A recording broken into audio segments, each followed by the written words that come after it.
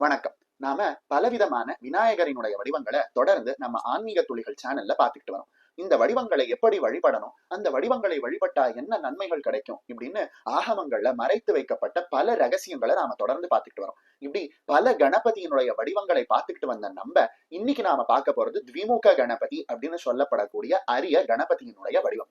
இந்த கணபதி வடிவத்தை போல மற்ற சக்தி வாய்ந்த கணபதியினுடைய வடிவங்களும் உங்களுக்கு தெரியணும் அப்படின்னா கீழே நம்ம ஆன்மீக துளிகள் சேனலை சப்ஸ்கிரைப் பண்ணிட்டு நம்ம வீடியோக்களை போய் பார்த்தீங்கன்னா பல விதமான அதிசக்தி வாய்ந்த கணபதியினுடைய வடிவங்கள் சொல்லப்பட்டிருக்கு.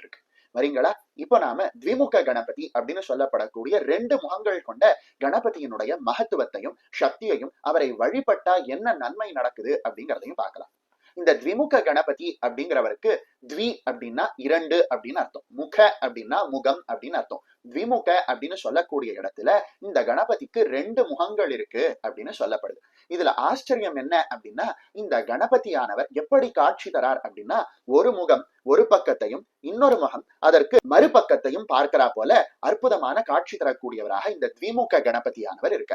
அதாவது ஒரு யானையினுடைய முகம் ஒரு பக்கத்தையும் மற்றொரு யானையினுடைய முகம் இன்னொரு பக்கத்தையும் பார்க்கிறது போல இவருடைய முக அமைப்பானது இருக்கு. அப்ப யோசித்து பாருங்க, யானையினுடைய முகத்துல அதனுடைய கண்கள் எங்க இருக்கும்? இந்த ஓரத்துல ஒரு கண்ணும் அந்த ஓரத்துல ஒரு கண்ணும் இருக்கு. அந்த மாதிரி 2 யானை முகங்கள் 2 பக்கத்தை பார்ப்பது போல இருக்கும் பொழுது அந்த 4 யானையினுடைய கண்களும் இந்த உலகத்துல இருக்கக்கூடிய 4 திசைகளையும் பார்க்கிறா போல இருக்கு. அதாவது இந்த உலகத்துல இருக்கக்கூடிய 4 திசைகளையும் அறிந்தவராக, அனைத்தையும் அறிந்தவராக, ஞானத்தின் திருவுருவமாக காட்சி கொடுக்கக்கூடியவராக இந்த த்விமுக கணபதியானவர் இருக்க.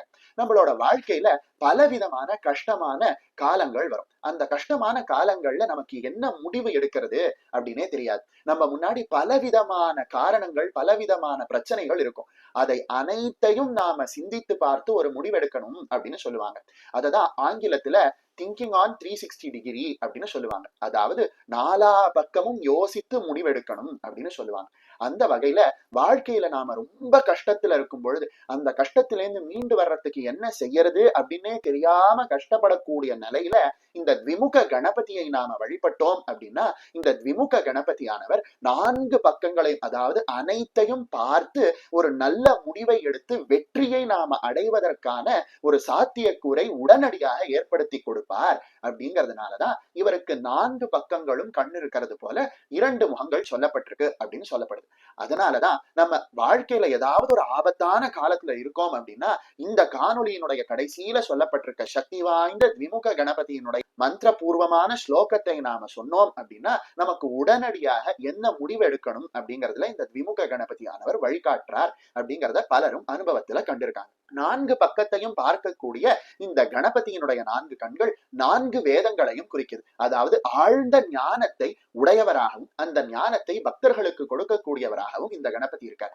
அதனால இவரை வழிபட்டோம் அப்படின்னா கல்வி கேள்விகள்ல சிறந்து விளங்கலாம். அதே போல இவரினுடைய உடல் நிறமானது எப்படி இருக்கு அப்படின்னு பார்த்தான்னா நீல நிறமாகவும் மரகத பச்சை நிறமாகவும் இருக்கு அப்படின்னு சொல்லப்படுது. இந்த விநாயகரே ஞானத்தினுடைய வடிவம் அப்படின்னு சொல்றோம். அப்போ ஞானத்தின் வடிவமாக இருக்கக்கூடிய இந்த விநாயகர் அற்புதமான நீல நிறத்துல இருக்கிறது எதை குறிக்குது அப்படின்னா கடல் எந்த அளவுக்கு பெருசாகவும் ஆழமாகவும் பரந்தும் விரிந்தும் நீல நிறத்திலையும் இருக்கோ அதே போல பரந்து விரிந்த ஆழமான அற்புதமான ஞானத்தை கொடுக்கக்கூடியவராக இந்த விநாயகர் இருப்பதனால இவர் அழகாக நீல நிறத்துல காட்சி தரார் அப்படின்னு சொல்லப்படுது.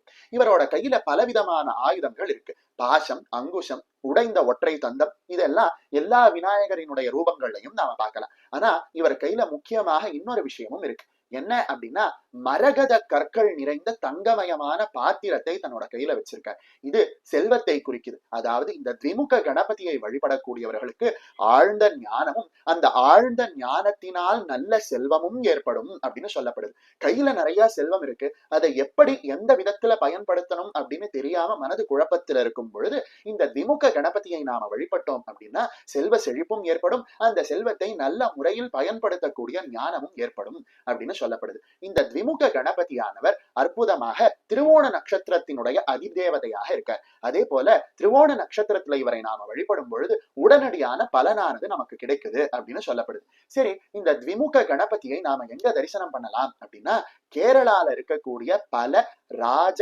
அரண்மனையில இந்த த்விமுக கணபதியினுடைய ஓவியமானது இருக்கு அப்படின்னு சொல்லப்படுது. அதே போல மைசூர்ல இருக்கக்கூடிய ராஜ அரண்மனையில இந்த த்விமுக கணபதியினுடைய சிற்பங்களானது இருக்கு அப்படின்னு சொல்லப்படுது. ஆனா இதுக்கெல்லாம் மேல பத்ரிநாத்ல இருக்கக்கூடிய பத்ரிநாராயணர் கோவில்ல இந்த த்விமுக கணபதியினுடைய சிற்பம் இருக்கிறதாக பலரும் சொல்றாங்க. அந்த வகையில மிகவும் சக்தி வாய்ந்த இந்த த்விமுக கணபதியை வழிபடுவதற்கான அதிசக்தி வாய்ந்த அதிரகசியமான மந்திர வடிவத்தில் இருக்கக்கூடிய அவரினுடைய ஸ்லோகத்தை நாம இப்ப கேட்கலாமா?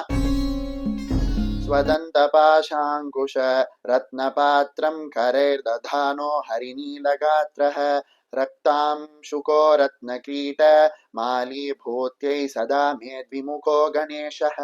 இந்த அற்புதமான கணபதியை நாம வழிபட்டோம் அப்படின்னா ஞானம் ஏற்படுது, செல்வம் ஏற்படுது, ஆபத்திலிருந்து உடனடியாக விடுபடக்கூடிய தன்மை ஏற்படுது. அதனால ஆபத்துல இருக்கும் போது அருகில இருக்கக்கூடிய விநாயகர் கோயிலுக்கு சென்று நம்மளால் முடிந்த அருகம்புல்லையும் வில்வத்தையும் கொடுத்து இந்த த்விமுக கணபதியினுடைய மந்திரத்தை சொல்லி அந்த விநாயகரை வழிபடும் பொழுது பலவிதமான நன்மைகளும் நடக்கும்.